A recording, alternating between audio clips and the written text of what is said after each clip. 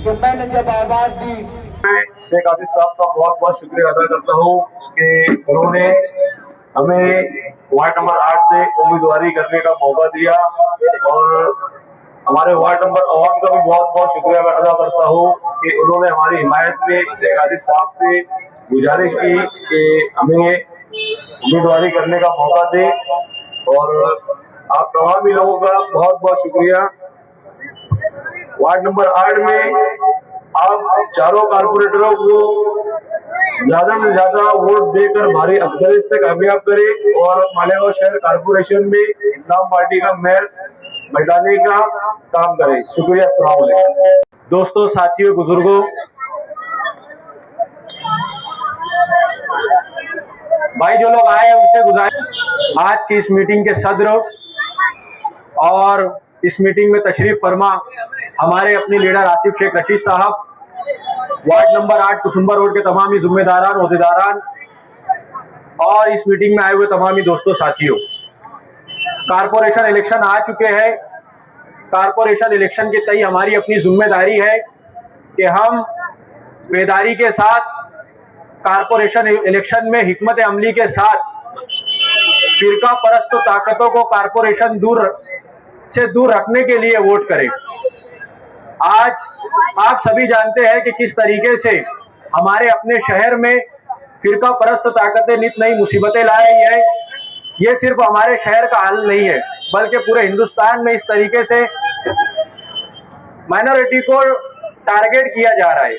हमारे अपने शहर में कई एक मसाइल है, जैसे कि एसआईटी के मसाइल, उसके बाद में लैंड जिहाद के मामले, कहीं पे लॉ जिहाद के मामले और कहीं पे फेक करेंसी के नाम पर मुसलमान नौजवानों को मुजरिम करार के उन्हें परेशानियों में मुब्तला किया जा रहा है और कैद की और जेल के अंदर उनको भर दिया जा रहा है। यहाँ तक कि एसआईटी के मामले में और जन्म दाखिले के मामले में तो हमारी खवातीन भी जेलों के अंदर रही।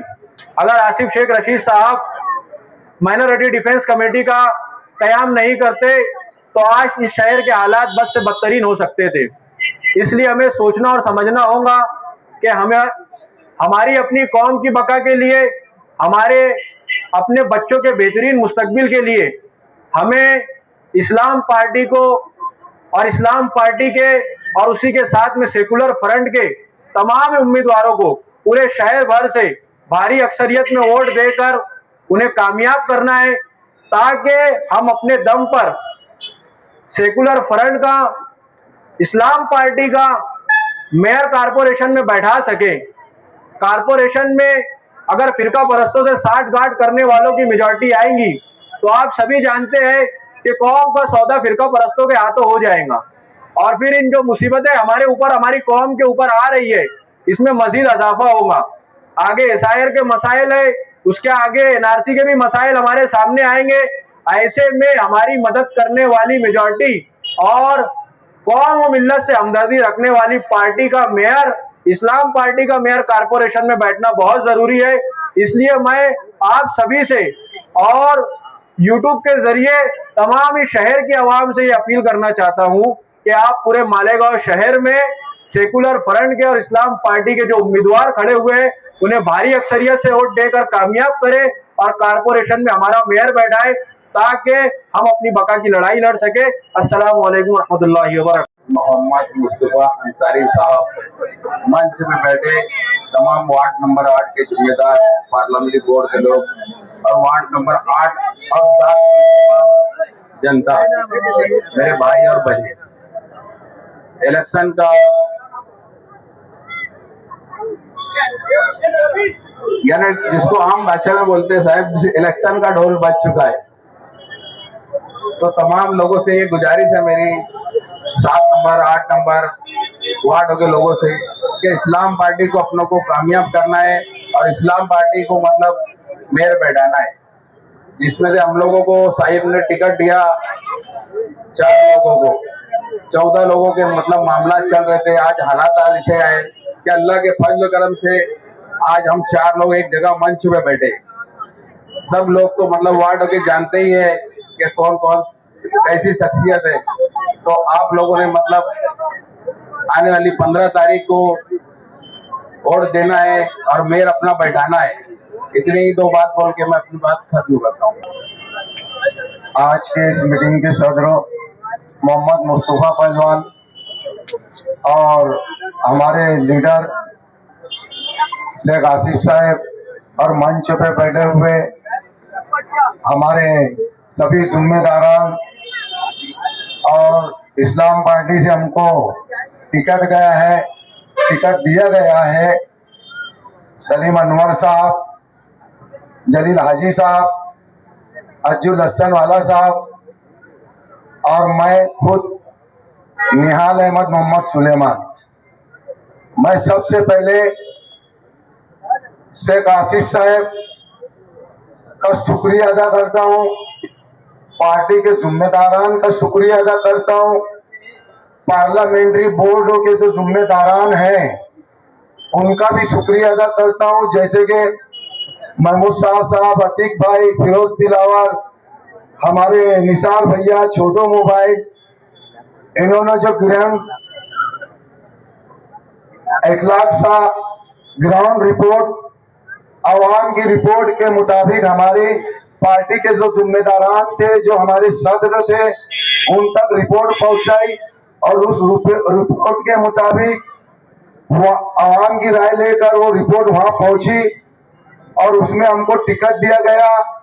तो मैं मेरे वार्ड की माँ बहनों से, नौजवानों का, बुजुर्गों का मैं शुक्रिया अदा करता हूँ, तहे दिल से शुक्रिया अदा करता हूँ कि उन्होंने हमारे जैसे कॉर्पोरेटरों को दोबारा खिदमत करने का मौका दिया। और मैं इस वार्डों की आवाम को बोलना चाहूंगा कि आप लोगों से, जिम्मेदारों से मेरी गुजारिश है कि जिस तरह इस वार्ड नंबर 8 में पैनल टू पैनल चला है, उसी तरह इस बार भी पैनल निकालने की कोशिश होना चाहिए। ऐसा नहीं हम 162 वोट से हारे हैं, आजाद उम्मीदवार भी है, MIM के उम्मीदवार भी है। तो ये यादी हमारे 8 नंबर वार्ड में जो है 26 से 27 यादी है। हर पेटी वाइज हमको पूरा रिकॉर्ड पोलिंग होने के बाद काउंटिंग जब हो जाती है तो हमको मालूम पड़ता है, और हम 162 वोट से असम्बली हारे हैं। तो इस वार्ड की आवाम पे, इस वार्ड पे हमारे लीडर को बहुत भरोसा और इत्तेमाद है। कई हम आजाद और दूसरी पार्टियों को वोट देकर वोट का अगर बंटवारा कर दिए तो हमको ये नहीं, हमारे लीडर को एहसास होना चाहिए कि 162 वोट कई यही लोग ने तो कई नहीं दिए है। इसके लिए मैं आप लोगों से गुजारिश करूंगा कि आप लोग पूरी वोट पैनल टू पैनल लाने की कोशिश कीजिए। और मैं तमाम ही लोग इस मीटिंग में आए हुए हैं, मैं सबका शुक्रिया अदा करता हूं और बुजुर्ग और जिम्मेदारान का भी शुक्रिया अदा करता हूं। अस्सलाम वालेकुम। हमारे कायद वो लीडर आसिफ शेख रशीद साहब, स्टेज पर बैठे हुए सभी जिम्मेदारान, बुजुर्गों, दोस्तों और साथियों, 15 तारीख को होने वाला इलेक्शन किसी उम्मीदवार के खिलाफ या किसी पार्टी के खिलाफ नहीं होने जा रहा है। सीधा सीधा यह इलेक्शन फिरका परस्त और गैर फिरका परस्त के बीच में होगा, क्योंकि आपने देखा है कि जिस शख्स को इस शहर ने जिम्मेदारी दी और जन्म दाखिले के बारे में जब महाराष्ट्र की भारतीय जनता पार्टी और फिरका परस्तों ने मिलकर SIT बनाई और हमारे शहर की माँ बहनों को, हमारे बुजुर्गों को, हमारे नौजवानों को जेल की सलाखों के पीछे डाला गया, तो सबसे पहले उठने वाला मर्द मुजाहिद डिफेंस कमेटी लेकर शेख आसिफ शेख रशीद साहब थे। इसे कहते हैं सियासी मर्दानगी, इसे कहते हैं समाजी मर्दानगी। अगर आप चाहते हैं कि शेख रशीद साहब का देरीना खौफ पूरा हो, अगर आप चाहते हैं कि फिरका परस्ती के खिलाफ लड़ने वाला मर्द मुजाहिद जिंदा रहे, तो आपको इस शहर में सेकुलर फ्रंट के उम्मीदवारों को भारी अक्सरियत से कामयाब करना होगा। दोस्तों और साथियों, 3 तारीख के बाद फाइनल वोटिंग लिस्ट आएगी। मैं आपको बताऊंगा कि नदी के उस पार के लोगों को किस तरह 8 नंबर वार्ड में डाला गया, किस तरह उनके नाम डाले गए, ताकि आसिफ साहब की ताकत को और हमारे उम्मीदवारों को हराया जाए। याद रखना ये लड़ाई फिरका परस्ती के खिलाफ है। ये लड़ाई हमारे और हमारे आने वाले बच्चों के मुस्तकबिल को तय करेगी। ये लड़ाई तय करेगी, ये इलेक्शन तय करेगा कि आने वाले वक्त में एसआईआर के नाम पर अगर हमारी बहनें सूरत यूपी में है, अगर हमारी बच्चियां सूरत में गुजरात में दी हुई है, तो आपने देखा होगा कि गुज़श्ता दिनों उनके फोन आए कि भैया 2002 की यादी दो। वो माँ से पूछो, वो बाप से पूछो जो 2002 की यादी के लिए भटकता रहा। यही वो मर्द मुजाहिद था जिसने 1000 खोले की चिराग से की दुकान पर 2002 की पूरी यादी मुहैया कराई और लोगों से कहा कि भटको मत, आओ ले लो।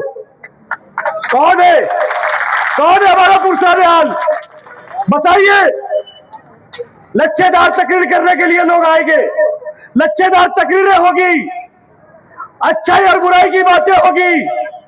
आपने देख लिया साल भर में अच्छाई और बुराई का फैसला करने वाले आज सलाखों के पीछे। कौन अच्छे थे, कौन बुरे थे, इस शहर की आवाम ने देखा है।